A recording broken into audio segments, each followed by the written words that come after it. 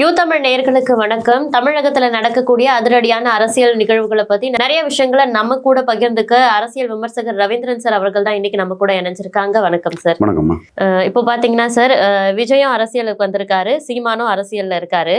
ஆனா இவங்க ரெண்டு பேரும் கூட்டணி வைக்காம பிளவுபடுறதுக்கு காரணமே அரசியல் விமர்சகர்களா இருக்க நீங்க சொல்ற கருத்துக்கள் அப்படின்லாம் சொல்றாங்க இல்லையா சார்? அதுக்கு காரணம் என்ன சார்? விஜய் சீமான் பிளவுக்கு நான் காரணம் இல்லை, விஜய் தான் காரணம். விஜய் விக்கிரவாண்டியில் கண்டஸ்ட் பண்ணதுக்கு பயந்தார். போலரைசேஷனில் நம்ம பிஞ்சி போவோம்னு பயந்தார். அப்படி உண்மையிலே அவருக்கு ஒரு அச்சம் இருக்கும்னா எலெக்ஷனுக்கு 6 மாதத்துக்கு முன்னே கட்சி ஆரம்பிச்சிருக்கணும். கட்சி ஆரம்பிச்சுட்டு லெட்டர் பேடாக இருக்கக்கூடாது. இப்போ பிரசாந்த் கிஷோர் அப்படி இருக்கல, 4 தொகுதியிலையும் கண்டஸ்ட் பண்ணார். அவர் பெரிய ஸ்ட்ராட்டஜிஸ்ட்டு. அப்போ விஜய்க்கு ஆலோசகர்களுக்கு இந்த அடிப்படை இதே மக்கள் சீப்பாக பார்ப்பான், போட்டி போட பயப்படுறதாட்டு இவர் பார்ப்பாரு. பார்லிமெண்ட் அசம்பிளி எலெக்ஷனில் ஏதோ வியாபாரம் பேசுறதுக்கு அரசியலுக்கு பாப்புலாரிட்டி வச்சு பார்க்க வருவாருன்னு நினைப்பானே தவிர சீரியஸ் பிளேயராக பார்க்க மாட்டாங்கிற உண்மை கூட தெரியலை. அப்போது விஜய் அதில் கண்டஸ்ட் பண்ணியிருக்கணும். அல்லது மைக் படத்தை போட்டு 24 விளம்பரம் போட்டவர் சீமானுக்கு ஆதரவு தெரிவிச்சிருக்கணும். அவர் என்ன பார்த்தாருன்னா, சீமானுக்கு அங்கே 5% ஓட்டு தான் இருக்குது, மிஞ்சி போனால் 6% ஓட்டு எடுப்பாப்புல, அதில் நம்ம சப்போர்ட் கொடுத்தா விஜய்க்கு ஆதரவே 1% தான்னு மக்கள் நினைப்பாங்கிறதுக்காக விஜய் தனக்கு வாக்கு நிரூபிக்காத அந்த இடத்துல யாருக்கும் ஆதரவு இல்லைன்னு ஒரு அறிக்கை விட்டார்.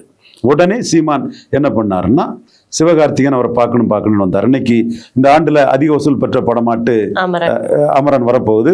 கங்குவா சுமார்னு சொல்லும்போது கங்குவா தாண்டி 4 வாரம் ஹவுஸ்ஃபுல்லாக போகும். இது வசூல் விவரத்தை அடிச்சு விடுறோம்ல ரவீந்திரன் துரைசாமி. பிஎம்எஸ்ல புக் மை ஷோவில் பார்த்துக்கிட்டு ஆதாரத்தை பார்த்துக்கிடுங்க. புக் மை ஷோவில் இந்த வருஷம் புக்கான படங்கள் எவ்வளோ டிக்கெட்டுங்கிறதுல அமரனை பார்த்துக்கிடுங்க. அமரன் நம்பர் 1 இருக்க வாய்ப்பு இருக்கு. அதை நான் சொல்றதை எடுத்துக்காண்டாம். இந்த வசூலை அவங்கவுங்க ரேட்டு வசூலெல்லாம் அடிச்சு விடுவாங்கல்ல, கண்ட கதைகளை கப்சாக்களை, அது இல்லை. இது புக் மை ஷோவில் ப்ரூவ் பண்ணிவிடுங்க. நான் சொல்றதை நம்பாண்டாம், நீங்க பார்த்து அதை கன்ஃபார்ம் பண்ணிவிடுங்க. அந்த சிவகார்த்திகேயனை கூப்பிட்டு சந்திச்சு போட்டோவை போட்டாரு. அப்பவே சிவகார்த்திகேயன் விஜய் அந்த மேட்ரு வருமே. விஜய் உடனே என்ன பண்ணாருன்னா, சீமான் சிவகார்த்திகேயன் சந்திப்பு பாப்புலரா உலக தமிழர்கள் மத்தியில பெரிய அளவில் போகும்போது, ஐயோ நம்ம கோர்ட்டுக்குள்ள மைக்கு படத்தை போட்டு ஒரு வசூல் பார்த்தோமே, அந்த வசூல் இப்ப சிவகார்த்திகேயன் பார்த்துருவாரோன்னு ஒரு அச்சம் வர, உடனே அவரு திசை திருப்புறதுக்கு கள்ளக்குறிச்சி சாராய சாவை பார்க்க போறோன்னு அவர் பார்க்க போனாரு. சாராய சாவை அவர் பார்த்தும் நோட்டாவுக்கு பெரிய ஓட்டு வந்துடும், அவருக்கு ரசிகர்கள் எல்லாம் கும்மாளம் போட்டாங்க. நோட்டா ஓட்டு எகிருன்னு சொன்னாங்க. நோட்டாவுக்கு ஓட்டு குறைஞ்சி போச்சு, திமுகவுக்கு ஓட்டு கூடி போச்சு, போலிங் அதிகமாகிடுச்சு. நான் சொன்ன மாதிரி போலரைசேஷன் அங்கே போச்சு. ஸோ இந்த பிளவு வர்றதுக்கு காரணம் விக்கிரவாண்டியில் விஜய் எடுத்த நிலைப்பாடு. கண்டஸ்ட் பண்ணதான் உங்களுக்கு முடியல, போலரைசேஷன்ல பிஞ்சு போவோன்னு அச்சப்படுறீங்க. அப்போ கண்டஸ்ட் பண்ணக்கூடிய சீமானுக்கு மைக்கு போட்ட மாதிரி இன்னொரு மைக்கை போட்டு ஒரு விளம்பரம் கொடுத்துருக்கலாம்.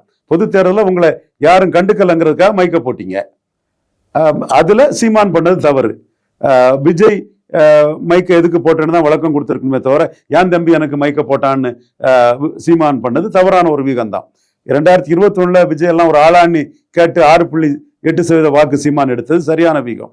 இது சீமான் தவறான வீகம் தான். ஆனா அந்த தவறான வீகம் பண்ண சீமான் நம்பிக்கை என்னன்னா, விக்கிரவாண்டியிலும் ஆதரிப்பாப்புல விஜய்ன்னு ஏதோ மைக்கை போட்டு விளம்பரம் கொடுப்பாப்புலன்னு சொன்னாப்புல, விஜய் அதுல கலந்துக்கிட்டாப்புல. ஸோ விஜய் சீமான் நட்பு முறியதுக்கு காரணம் விஜய் தான் காரணம்.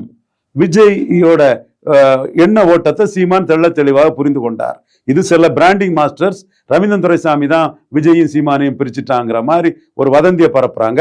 அது உண்மை அல்ல. சீமான் எல்லாம் தெளிவா தெரிஞ்ச வெரி ஸ்ரூட் லீடர். இன்னொன்னு என்ன சொல்லணும்னா, கடவுளர்லா விஜயை விட்டு பிரிஞ்சு போனது சீமானுக்கு நல்லது, பெரிய பலம், பெரிய பிளஸ். எப்படி கமலஹாசனை பலகீனப்படுத்தி சீமான் வளர்ந்தாரோ அதே மாதிரி விஜயை பலகீனப்படுத்தி சீமான் வளருவாரு. 2 காரணத்தை அதுக்கு சொல்லிடுறேன். விஜய் இன்னைக்கு 0 பலத்தில் இருக்கக்கூடியவர், விக்கிரவாண்டியில கண்டஸ்ட் பண்ணதுக்கு தெம்பும் திராணியும் செல்வாக்கும் இல்லாதவர், அதனால களத்தை விட்டு ஓடினவர். அடுத்தால தனிச்சு போட்டின்னு சீமான் சொல்ற மாதிரி சொல்றதுக்கு ஒரு துணிச்சலற்ற சூழ்நிலையில இருக்கக்கூடியவர். அடுத்தால இஷ்யூ இல்லாம திணறிட்டு இருக்கக்கூடியவர். இந்த விஷயம் கமலஹாசன் சீமான் ஒப்பீடு மாதிரி விஜய் சீமான் ஒப்பீட்டுக்கும் பொருந்தும். இது சீமானுக்கு நல்லதை ரவீந்திரன் துரைசாமி செய்திருந்தா சீமானுக்கு நல்லதான் ரவீந்திரன் துரைசாமி செய்திருக்காருன்னு அர்த்தம். அதை விட சந்தர்ப்பங்களும் சூழ்நிலையும் சீமானுக்கு விஜய் யாருங்கிறத புரிய வச்சுட்டுங்கிறதான் உண்மை. உங்களோட நேரம் ஒதுக்கி எங்களோட கேள்விகளுக்கு பதில் சொன்னதுக்கு ரொம்ப நன்றி சார். நன்றி.